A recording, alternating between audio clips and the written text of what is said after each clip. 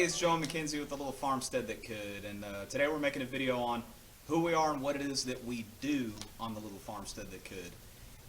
So we're going to be answering some questions that we came up with, as well as some questions from our followers and subscribers on social media.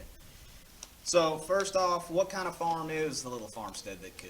We are a 15-acre operation. We utilize probably about 3 to 4 of those acres realistically.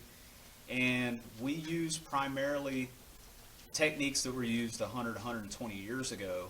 Or older. Or even older. We're not particular. On the farm. And we do integrate some modern techniques. Who do we grow for and what do we do?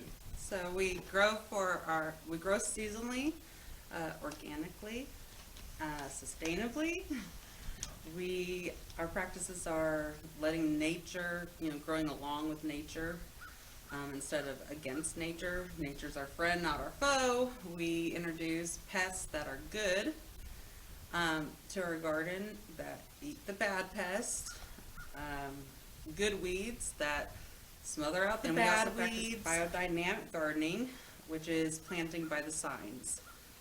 It's a very traditional thing here in Appalachia, and well, if you believe it or not, that's what we follow, because we've done tests side by side and actually have seen a big difference on account of the fact that it works. Yeah, right. So we sell at the Walker County Farmers Market here in Walker County, Georgia. We also sell to our CSA customers, and which is community supportive agriculture, which basically means you buy a share of our farm before season, and then you get a portion delivered to you weekly in baskets.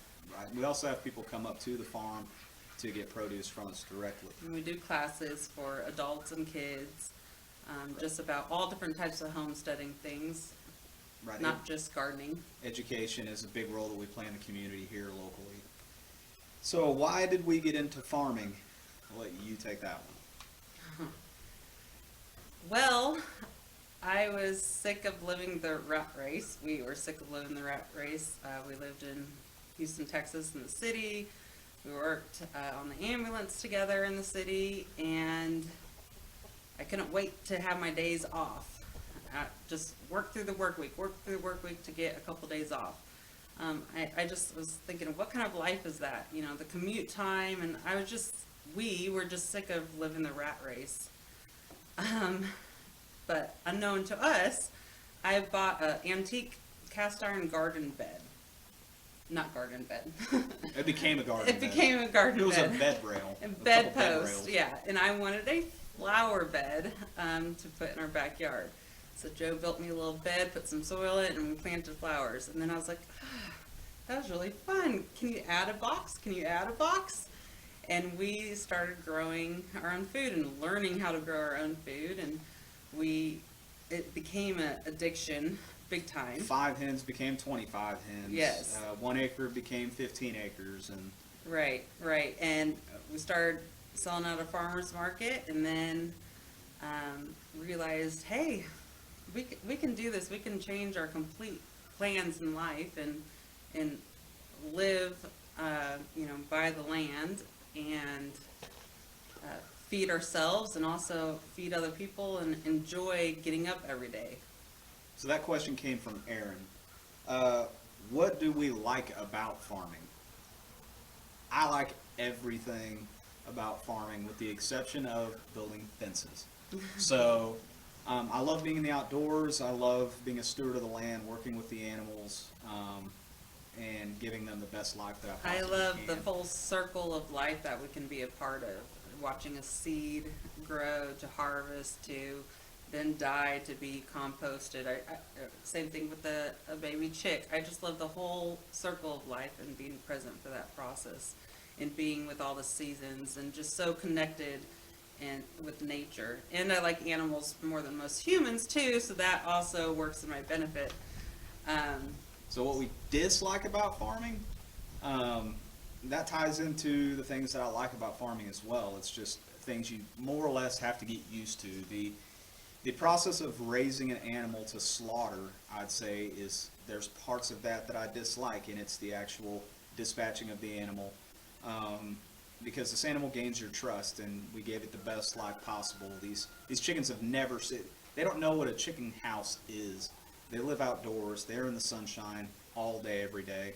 Our hogs have free choice of food. They have the opportunity to be outside, or they can be inside if they want. It's a great life that we provide our animals, but I feel almost like we betray that trust whenever we dispatch them. But when it comes to the table, it comes full circle again. This is what that animal was here for, and we did everything we could to provide it with the best life possible.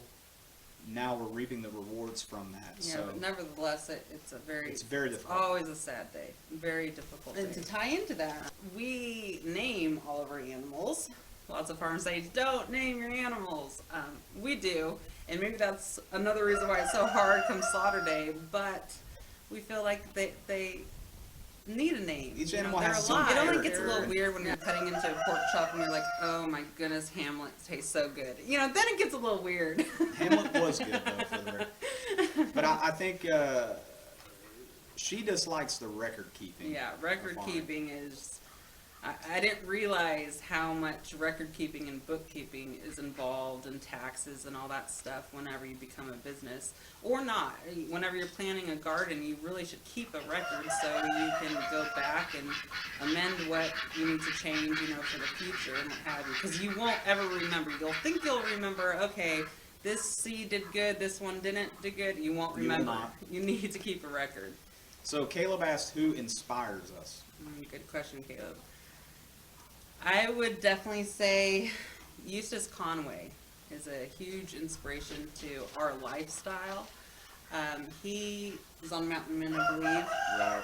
And Right up the road in Carolina. yes, and he lives a very, very traditional homesteading lifestyle. Like, he truly lives like they did 100 years ago, and I respect that so much. And the soul of his character is also a beautiful thing. Joel Salatin, most small farmers look up to Joel.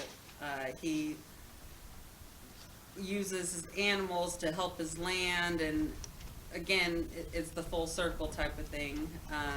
We look up to his practices, especially through husbandry, which is rearing animals. Wendell Berry is very dear to my heart. He's an environmentalist and also a poet. His words just really So touch me. Jill asks, what laws in agriculture would you change? And I want to add to that last one. I'm sorry. I would say someone who actually inspires me, and I don't think she realizes how much she has inspired Joe and I. And I think she was actually a big turning point to why we said, okay, we are going to do this as a business. We're going to go forward. And that's one of our customers turned basically family member. Her name's Nellie. She impacted our life so much by being so excited about what we were doing and showing so much interest, and gave us so much motivation to do what we now live in our daily life. And so I would say she inspires us a lot. She has no idea how much of an impact she has made on us following our dreams. Oh, yeah. So what laws in agriculture would we change? Asks Jill. And on account of what? Because there's so many laws that I would change. I think any law that would make it easier for the small farmer to flourish over big ag, and this includes the egg laying world. This includes meat, especially. We can't sell meat because we can't obtain a USDA permit, regardless of the fact that our animals are raised in an environment where they're taken care of extremely well. They have full access to food at all times. They never see a grate underneath their feet. They don't live in their own feces.